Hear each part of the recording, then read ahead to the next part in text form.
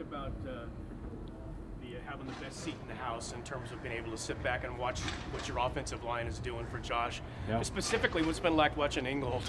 Oh my gosh, it's violent, very physical. The film doesn't do it justice, and the film looks pretty good, right? Just watching him play, his understanding of the game, you'd think he's an 8-year vet, to be honest with you. He's very smart, knows his assignment, knows the running back's assignment, is communicating in the huddle, after the huddle. Really excited about him. He's a very good football player. Derek, you ever sit back and wonder what it would be like to have stability at wide receiver? I don't even know what that means. Yeah. Same guys week in and week out. Yeah. I don't know. I don't even know what to say to that. I mean, you got me, because that was a pretty funny one. I think the most stability I had is when we had Seth, Amari, and Crab. Was it 2 years? And that was pretty fun. But it is what it is, man. You gotta. At the end of the day, no one cares in this league. You have to go out and perform and win football games, and that's number one. But he's stable. He's the stability that I have right in front of me. But to be honest with you, it's kind of exciting. I love the challenge. I wish it wasn't the case, but I do like the challenge, because no one expected us in Indy or against Chicago to be able to throw the ball or do anything, and we're able to go out there and play some good football. And so it is a fun challenge. I think we all do wish there was stability, and we had our set guys, for the next 10 years, and hopefully we do have them right now. Hopefully these guys are it. I know they hope so. I know I hope so.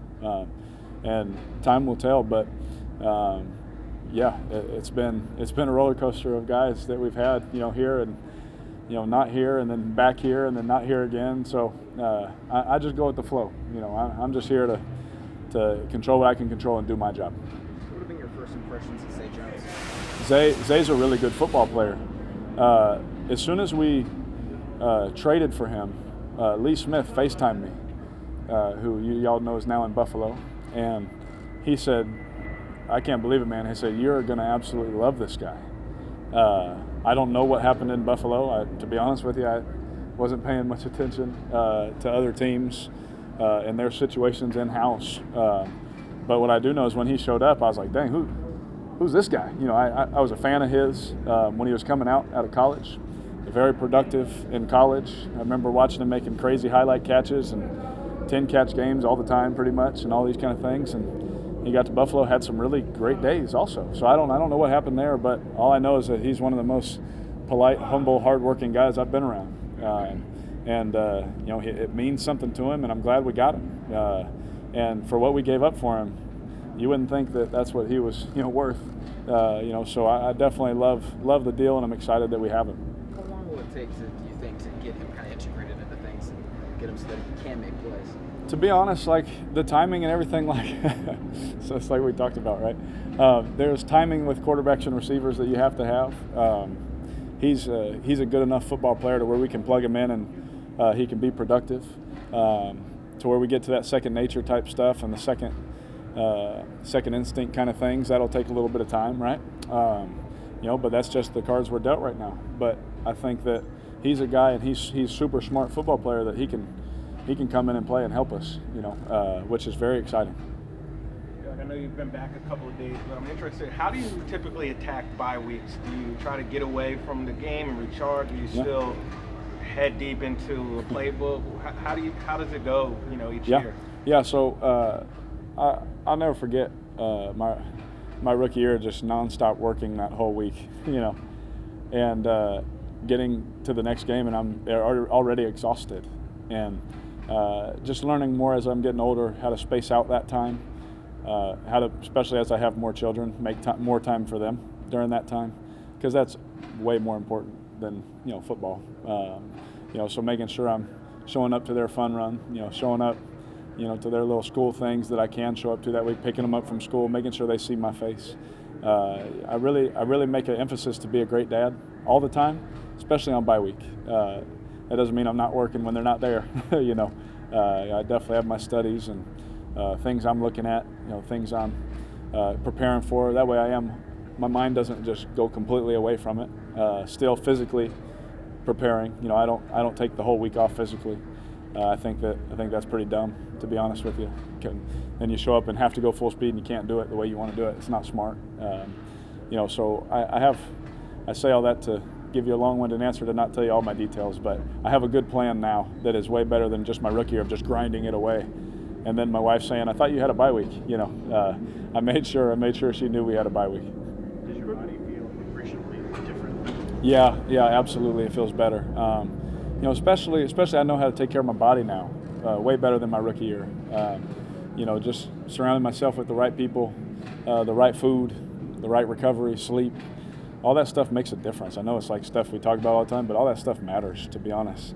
What you eat affects you in 3 days, and then some, So just making sure I stay on top of that and recovering to where I show up as fresh during this time of year as you can, If you can't get back to 100%, at least you can get back to 98, 99%. And that's a huge win whenever you can do that in the middle of a season. Britton has talked about how important balance is to this team and running the ball and being a tough running team, and also saying that you're a big part in that because you have to recognize the fronts, which plays to run, where they're not to run people into something that they shouldn't be into. Yeah. At what point did it dawn on you that part of the game was just about as important as throwing the ball, or have you always known that? Right when Coach Gruden got here, he said, one of the first things he ever said to me when he was the coach here was, get excited about the run game. And going to a young quarterback at the time that just wanted to drop back and throw it 50 times a game, put up all the fantasy stats and keep going to Pro Bowls, I was like, yeah, the run game, but what are the passes, what are those? But as I continue to watch these guys win championships and as I continue to watch teams continually be successful, you have to be a balanced football team. And I've always taken pride in the run game, but when Coach Gruden got here, I went to a different level. We have plays where I can get to 4 or 5 different runs off, just one thing he says in the headset. And that takes a lot of detail. It takes a lot of intricacies and the fronts and the coverages and the structure, who's in the game on defense, who's not, you know what I'm saying? There's a lot that we don't just snap the ball and just hand it, to our best player. We don't just snap it and toss it like in Pop Warner. I just toss it to the right and hopefully he scores. There's a lot more detail. And it's been fun for me, to be honest, because now I'm playing the game at a different level mentally. And it's really helped me, understand the run fits and all these kind of things. It's helped me in the pass game also. Now our play action game is huge. We're getting big chunk plays, 20, 30-yard chunk plays every now and then off these play actions, which is huge. Our bootlegs are better because of our run game. And so everything is based off of that. So like Coach is saying, man, we're going to be very balanced. If we have to run it 40 times, we're going to run it 40 times. If we have to throw it 40 times, we can throw it. We've proven we can throw it 40 times and win football games. So to be able to have both, hopefully we can just do both evenly throughout a football game. But to be able to do both, to be able to win football games, we're going to have to do that, throughout our career. Two more guys. Some coaches believe that if you run the ball a lot, by the third, fourth quarter, the defense will go worn down. Do you find that at all? I mean, there's so many guys around, obviously. Yeah. Do you find sort of like beating up the other team that way? Absolutely. I mean, there's games where I even told Josh Jacobs this one time. I was like, there's going to be games where you're going to go 3 or 3.5 quarters where you only got 50 yards and you've ran the ball 18 times. I said, but I promise you, if you continue to run with that kind of violentness, that kind of, passion, those 2 and 3 yard, 4 and 5 yard gains turn into 60. And you see it all the time across the NFL where late in the games, you're like, why do they keep running boom, then it pops. Boom, then it pops again. So absolutely, there's definitely some truth to that. What do you see from Josh? What do you notice from him as he gets more confident? Man, when I think of Josh, I think of a football player. He is a professional football player. I'll say that. Every time I can drop back for all the yards per attempt people, check the ball down to him, and we still get a first down, and we're moving the chains. It's unbelievable because I used to have to force some passes and would have a pick or a big play or things like that. Now we can play clean football and move the ball. We can go on 13-play drives. We'll do it 8 times a game if we have to, because we can move the ball, get points, get off the field, let our defense rest, and then get back on the field and do it. It's unbelievable how good he is. I can give him the ball right here to me and you, and he'll end up over there, make 8 guys miss, and we'll all high-five each other for a first down. You know what I mean? It's definitely a luxury as a quarterback. It's one of those luxuries you see with these guys that, Ezekiel Elliott or Todd Gurley or Saquon Barkley. Some of these little checkdowns or little easy plays. See all these guys, Kamara, these running backs that have all these catches. Everyone's like, why do they catch the ball so much? It's because we run these plays to get them the ball in space so we can get 10 yards. And it's a beautiful thing when you have a guy like that, because it takes a lot of stress off a play caller, it takes a lot of stress off a quarterback and offensive line, that a guy can do both. So it's been nice, and it continues to open up avenues and different things when we get him out of the backfield and throw it to somebody else on the other side. It's been good for us. Last one. The Packers, they're used to, I'll get you. Yeah, my bad. We usually get into these shootouts, the Packers, and they win with offense. But this year they've been winning a lot with defense. Yeah. What do you see out of that defense? I know they have new coaching staff. What's maybe changed up that you've noticed? Well, I know Coach Pettin. I got to know him pretty well in the draft process when he was in Cleveland. I was hoping to actually play for him. I loved him. I think he's a heck of a coach.